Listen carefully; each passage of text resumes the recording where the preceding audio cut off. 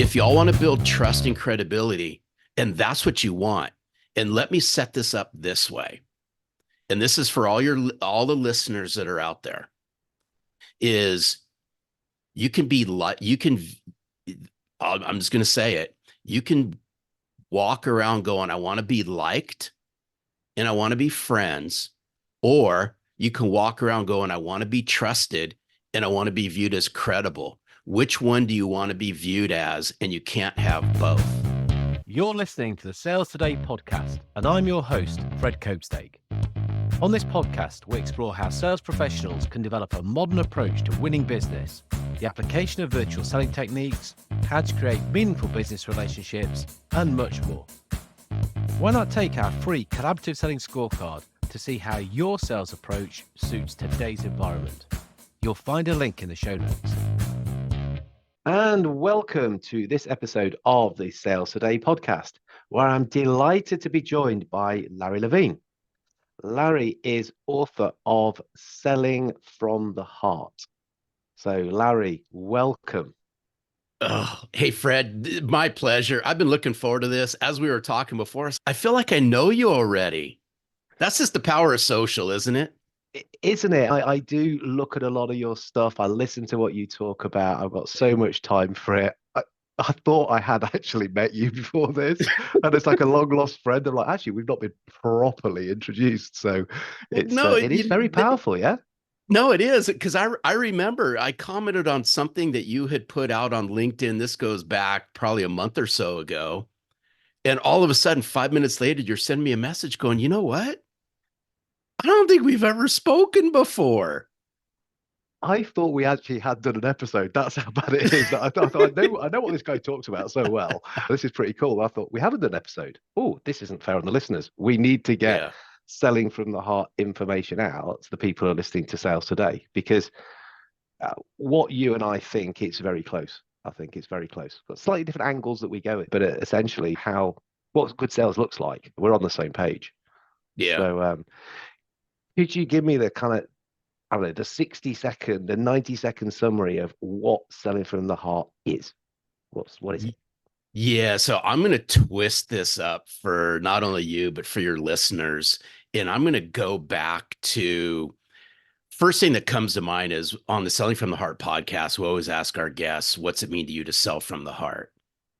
And over the span of the last 7 years that the podcast has been in existence, I thought I've heard them all. There's two, and it's going to tie in to your answer. And we had two guests come on the podcast. This was years ago. And they said, what does it mean to me to sell from the heart? And they simply said, it's hard to sell from the heart if your heart's broken. And it's hard to sell from the heart if you do not know what's in your heart. Fred, I'm sharing this with you because selling from the heart, if you truly want to sell from the heart, you have to go on an inward journey. And in sales, we are, and I'll throw a stake in the ground on this one. In sales, we're so outer focused. I got to hit my numbers. I have to hit certain KPIs, right? I want to hit President's Club, all these things that are important. But if you truly want to sell from the heart and make a difference and build trust and have people coming back to you for more and more of what you have to offer, you got to go on an inner journey, and the inner journey to your heart might be the hardest thing you do. It's going to be the most rewarding.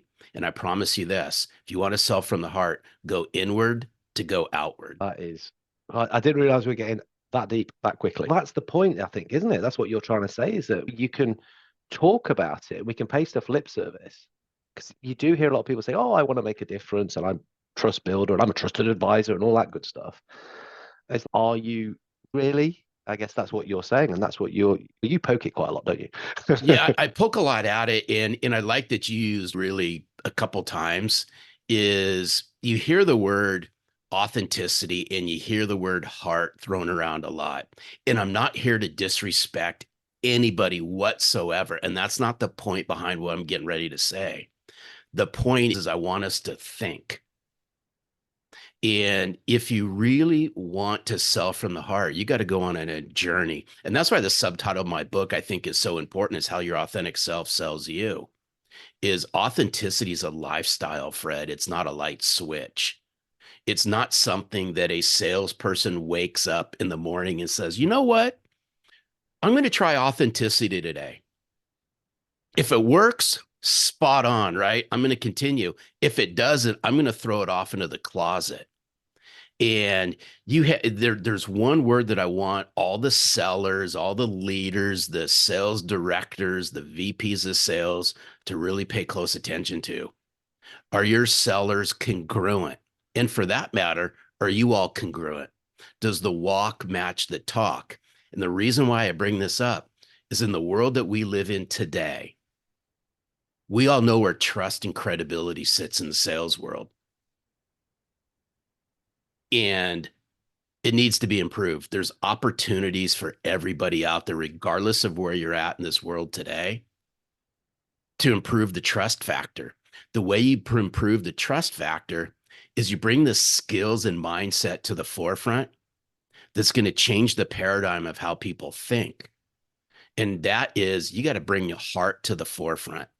And it's why I believe this, and then I'll put a pause on it, is soft skills. I believe soft skills drive hard dollars in today's world. And here's what's interesting is if you ask salespeople. So I want all the listeners out there to think about this, regardless of your title, is if you're in the relationship business and you're in the people business, which a vast majority of people in sales are going to say, yeah, I'm in the people business and relationship building business. Then here's my question. What are you doing to build your people skills and your relationship building skills in a world that doesn't trust salespeople? Think about that one for a moment. We need a pause here for people to take that one on board. But yeah, I've always had a problem with the term soft skills. For me, it relegates them. It makes them sound as though they're not as good, not as important. And look, we're not going to change that expression. No. So let's just change the perception of it. And it sounds like what you're talking about is a big part of it is EQ, is emotional intelligence, I think. And it's interesting, when I was doing some research on this, I found that Google trained people in EQ. AT&T train people in EQ. The US Air Force trains people in EQ. They're not soft organizations, are they? They clearly see that there's a reason that people should get better at this stuff because it's going to get them better at what they do. Yeah. But here's what's interesting about this is, and by the way, I agree with you, right? I mean, we could dress it up and we can come up with a bunch of other fancy words around soft skills, but it's just it's the word, it's what's associated with it and so forth. It just makes it easier for people to understand. Here's what I want us to really start thinking about, especially around this message, because you're going to have sales leaders and you're going to have salespeople who are going to listen to this and they're going to go, right, I get it, right? Selling from the heart. It's just a bunch of soft, fluffy stuff. And you know what? That's okay, right? We all have opinions and we all have choices in how we view things. Totally get it.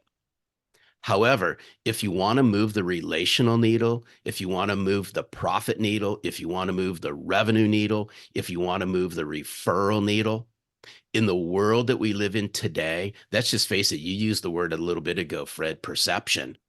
Perception is reality. Some people may not buy into that, but I'm a big believer in this. How your clients and your future clients perceive salespeople is their reality. If you want to change their reality, here's what I'm asking everyone to think about. You got to get people so comfortable with you that they become comfortable in sharing things that they're not sharing with other people. And I call those business secrets. And that's just getting to the heart of what matters. If you can make somebody feel so comfortable with you, and if you can build trust right away, they will open up like none other. They will tell you what I call their business secrets. And they're not telling those to everybody because most salespeople walk, talk, and act the same. Yeah. Yeah. You've said the word today a couple of times, and while you're talking, I'm making a note here. And for some reason, I've drawn a timeline. I know I've drawn a timeline, so I'm traveling time a little bit. Because, am I right? Selling from the Heart has been out 5 years. now? A Is little it bit a over, yeah. little bit of, okay, I thought we just had its fifth birthday. There was a time on LinkedIn where, talk about flicking authenticity off and on. Yeah. Authenticity was like I don't know, the thing of the time, wasn't it? That must have sent you up the wall when you're like, come on, guys, let's beat you. We're talking about authenticity in an inauthentic way. And it's like everyone was going on about it. Nobody really understands it. That must have been, I don't know, mind reading shouldn't do it, but was that quite a frustrating time for you when you're seeing all this kind of false authenticity stuff go on? All you have to do is hang out on social for less than 60 seconds and you'll see fake authenticity all day long. And I'm not delivering collegiate level, doctoral level stuff as it relates to authenticity. There's plenty well-known people out there that give you a thesis and a doctoral and a collegiate version of what authenticity is. My approach, and I'll go toe to toe with anybody on this, I call this applied authenticity. It's just how can I apply this out in the field, out in the community to help myself become better personally and professionally. And the reason why I say this is I've learned more about myself in my 50s than I did in my 20s, 30s, and 40s combined because I chose to go there. Selling from the heart's where it's at today because of the inward journey that I've taken in order to really unpack what's in my heart to then take that and help transform the sales world. Because my big audacious why, what drives me, is I believe success happens when I contribute to a greater cause. And that's what I'm doing here at Selling from the Heart is sales is a noble profession. The way it becomes even better than it is today is you got to learn how to do three things really well. You got to learn how to develop your mindset. You got to continually be developing your skill set, and you got to work on bringing your heart set to the forefront. Take any one of those three out, and you're going to be consistently inconsistent in the sales world. Mark my word on that one. Yeah. I see there's a bit like a three-legged stool. If you take one of those away, you're going to topple off your stool. If you try to sit on a stool with only one of those things, you're Yeah, in real trouble. But just before we go into some practical stuff and the applied, and I'm glad you said sure, applied because we want to roll our sleeves up and get into what can we actually do about sure. this. On my timeline, the reason I drew it is that you also said today a couple of times. When you were writing the book, I can't imagine that you knew the impact AI would be having on us today, as of end of 2023. And in my humble opinion, the amount of fakeness that is rapidly increasing day on day. You're seeing people pretend to be something they're not and giving people hints and tips about how to pretend they're something they're not. This is, oh, it seems totally counter to the stuff that you're saying. So it's interesting is we live in this technology driven world. It's not going away. It's never going to go away. When I think of AI, and I came up in sales in the generation that we didn't have the internet, a good portion of the early part. So now I've just dated myself. I started selling in the late 80s. Internet wasn't around, right? We had to talk to people face to face and use the phone. If I wanted to do any research, I had to go to a library. So now I've just completely dated myself. However, what it allowed me to do is unpack how to have conversations with people and really how to think. So if I fast forward and I use AI as an example, my acronym for AI is completely different than a vast majority of what everyone else is going to assume AI is. My view of AI is, are we having authentic interactions? Yeah. And I really want us to think about this. Technology's done amazing things. It's allowed us to bridge conversations. It's allowed us to bridge people around the world together and all of that. However, and I'm going to throw the gauntlet down on this one because I see it. I see it straight across the board in and out of so many different channels that I play in is salespeople today. I'm not saying all of them.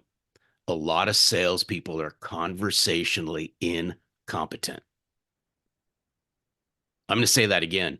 Many salespeople out there are conversationally incompetent. Why?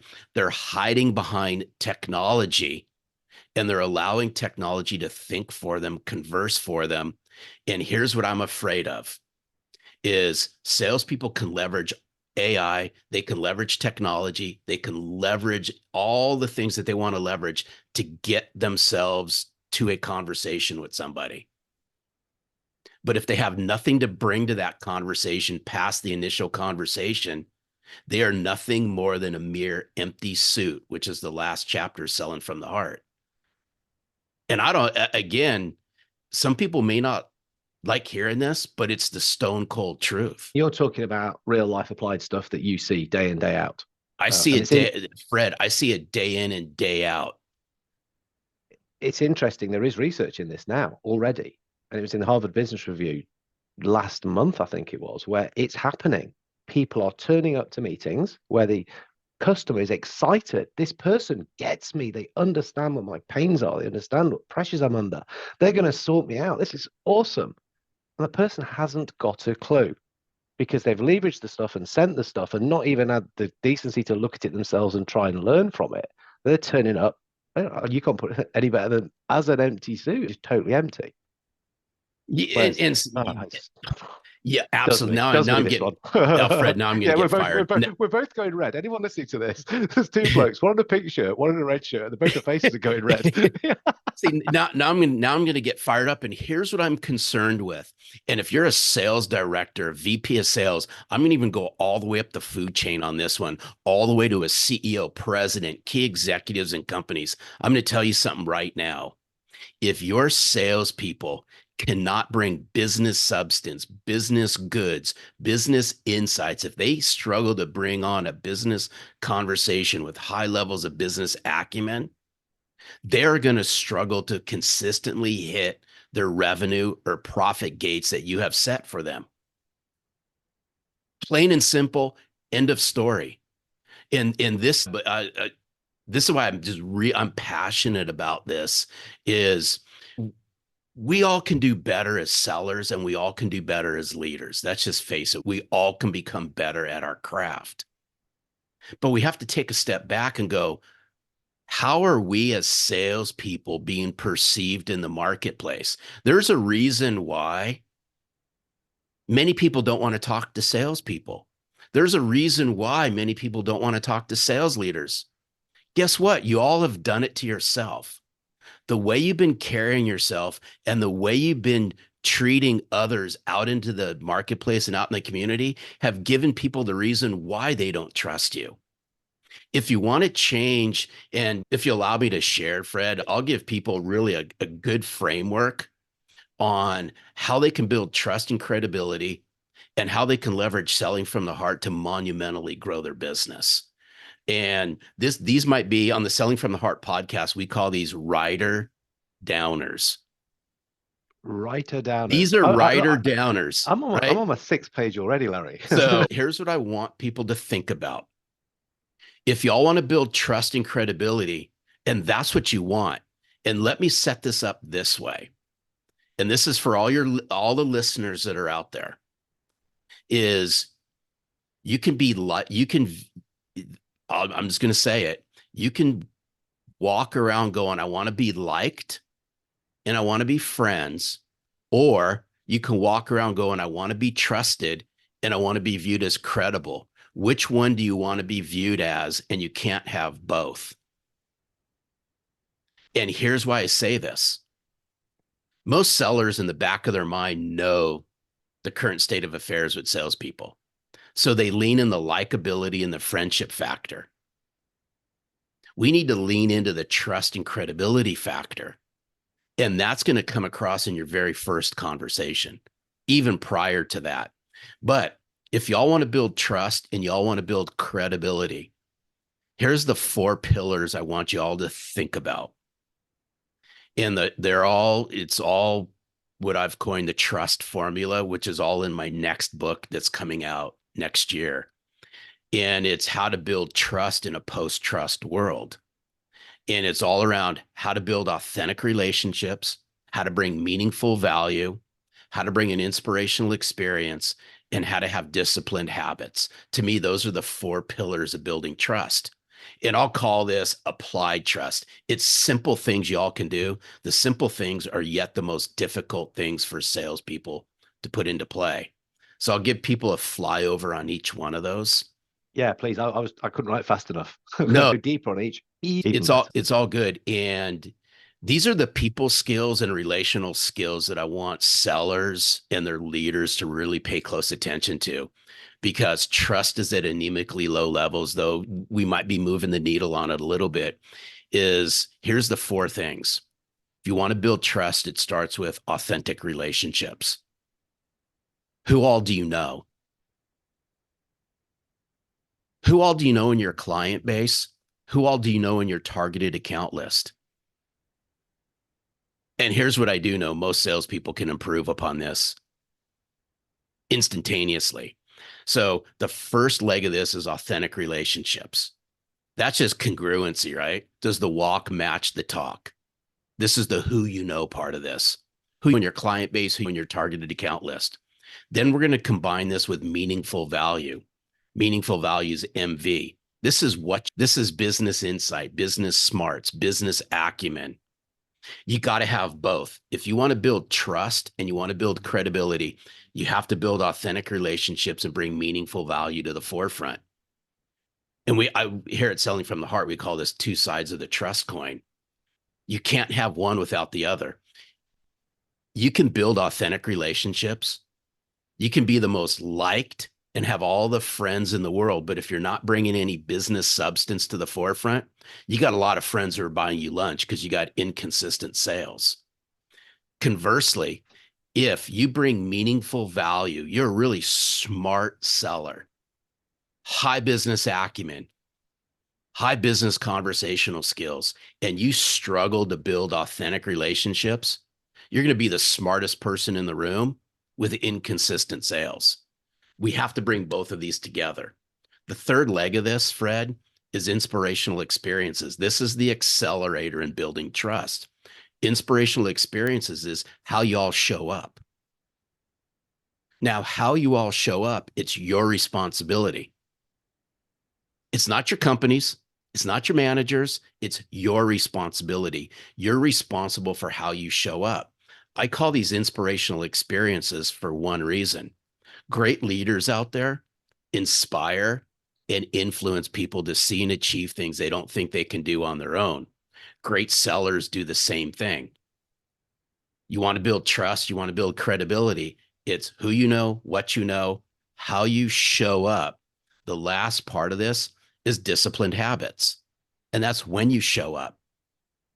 And disciplined habits is the glue to this, Fred, the absolute glue. If you're not disciplined, it's going to be hard to build authentic relationships, bring meaningful value, bring any kind of an inspirational experience, because it's going to be spotty at best. Disciplined habits is when you show up, and you got to show up with radical amounts of consistency. And you got to hold yourself accountable to do all this. If you're not willing to hold yourself accountable to any of this, you will struggle to build trust and credibility, and you will struggle to be a sales professional. And that's why there's a difference between sales reps and sales professionals. And I'm sticking to the story. Awesome. I love that. And when is this book coming out? The late summer of 2024. Oh, can you get to your writing desk now and hurry us up a little bit? What I just shared. I want to read that now. Come on, faster, please, Larry. What I just shared is what we've been bringing to sales teams all over the place over the last couple of years is the whole crux of my next book. It's the title of the book, Selling in a Post-Trust World. Subtitle is Discover the Soft Skills That Yield Hard Dollars. And I break down in detail the trust formula. And I believe this is the missing link in sales, is how do I build trust and how do I build credibility and how do I do it in a way that brings the best version of myself to the forefront. And it's around those four pillars.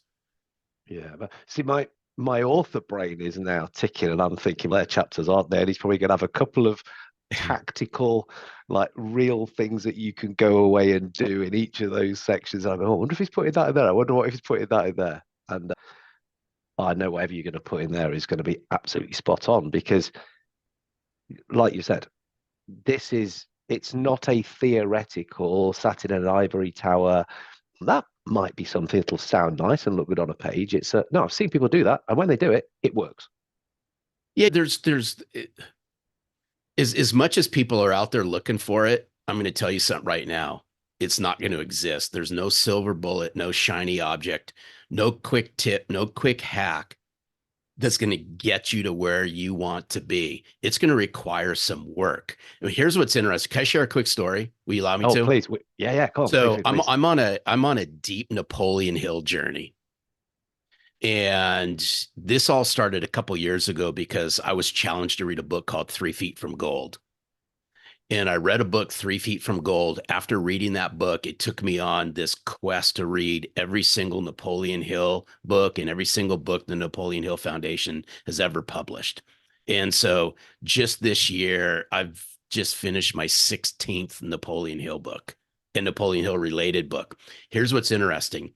This just puts a highlighter and a marker on this whole conversation. By the way, thank you for having me. I really appreciate it. Is in the book, Mental Dynamite was actually this book and this conversation happened before Think and Grow Rich. And Napoleon Hill's and so this conversation, I'm going to take your listeners back. This occurred in 1908. So this is a 115-year-old conversation as you and I are having this conversation on your podcast.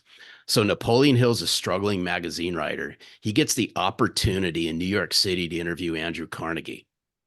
Andrew Carnegie's the wealthiest person out there after he had sold Carnegie Steel to JP Morgan. Now we know him as JP Morgan Chase. And Andrew Carnegie sells Carnegie Steel to JP Morgan for $480 million US in 1901. All the listeners do the math on this later on. There's a point behind this. In this conversation, Napoleon Hill asks Andrew Carnegie, what were the keys to his success? Andrew Carnegie simply dropped the bomb on Napoleon Hill. He says the key to my success was self-discipline and constructive habits. And I wanted to bring this to the forefront, Fred, for all your listeners out there.